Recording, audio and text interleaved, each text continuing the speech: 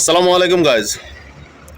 আমরা আসামের মাঝে যে হর জায়গাত মসজিদ বাঙ্গের হিমন্ত বিশ্ব শর্মা সরকারে আর কিছু আনবক্ত মানুষ সকল আছেন, এরাইও মানে মসজিদের আজান বা লাউড স্পিকার তারার খুব ডিস্টার্ব হয়, মসজিদের আজান লইয়া খুব বিতর্ক হয়। গতিকে আমি ও কথাখান কইতাম স্যার যে নিচে ভিডিও একটা আছে দেখক আপনারা, এই ভিডিওত 7জন মানুষ বাঁচাইছেন এক ইমামে। আজকে যদি মসজিদের লাউড স্পিকার থাকতো না, তে এই 7জন মানুষ পানি ডুবিয়া মরণ গাড়িত। যে গাড়িটা গিয়া খালর মাঝে পড়ছে, গাড়িখানটা যে ডুবিছে, লগে লগে মেসাবে শুনতে পাইছেন যে একটা কিয়র বহুত বড় বিকট আওয়াজ দিছে, শব্দ করছে। শব্দ শুনিয়া লগে লগে টাইম কিতা করছেন, দৌড়াইয়া বাড়াইয়া আইছেন মসজিদ থেকে। এই টাইমত বাজার রাত 3:30 বা 4:45।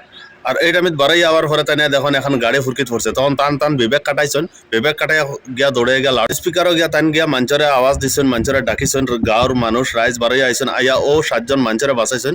খার উচিলায় একজন মেসাবার উচিলায় এক লাউড স্পিকার থাকার কারণে এই 7জন মানুষ আজকে আসামের বুকুর উপরে জিন্দা আছেন।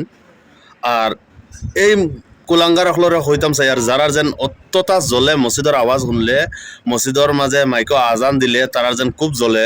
আজকে যেন ওই যেন 7টা মানুষের জান বাঁচিছে কিতার কারণে, একমাত্র লাউড স্পিকার থাকার কারণে। লাউড স্পিকার যদি রইতো না, তে আজকে এই মানুষেরা জিন্দা থাকেন না, পানি ডুবিয়া মরণ। কারণ বাঁচানোওয়ালা উপরওয়ালা উচিলা মানুষ, কিন্তু এই লাউড স্পিকার যদি থাকতো না, তেম মানুষেরা মরেন একদম নিশ্চিন্তভাবে মরেন, কোনো বাঁচার কোনো উপায় আসলো না।